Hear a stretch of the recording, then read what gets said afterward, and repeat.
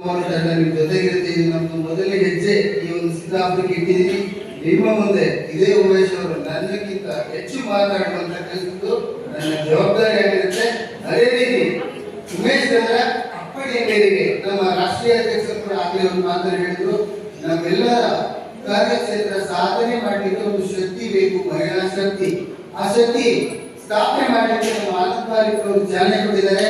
ಉಮೇಶ್ ಅವರ ಅಪ್ಪಣೆಯ ಮೇರೆಗೆ ಆ ಒಂದು ಮಹಿಳಾ ತಂಡವನ್ನು ಕೂಡ ನಾನು ಇಲ್ಲಿಗೆ ತಂದು ಒಂದು ಅಭಿನಂದನೆಯನ್ನು ಸಲ್ಲಿಸಿ ಈ ದಿನದಿಂದ ಚಾಲನೆ ಕೊಟ್ಟು ರಾಯರು ಸತ್ಯನಾರಾಯಣ ಮಹಾಪ್ರಭುಗಳ ಕೃಪಾಶೀರ್ವಾದದಿಂದ ಮುಂದಿನ ಮಹಾತ್ಮಿ ಜಯಂತಿ ಮಹೋತ್ಸವ ಕಾರ್ಯಕ್ರಮದಲ್ಲಿ ನಿಮ್ಮ ಮಹಿಳಾ ಘಟಕ ಉದ್ಘಾಟನೆ ಕಾರ್ಯಕ್ರಮದಲ್ಲಿ ಅತಿರಥ ಮಹಾರಥರು ಈ ಒಂದು ಪುಣ್ಯ ಭೂಮಿಯಲ್ಲಿ ಇದ್ದಾರೆ.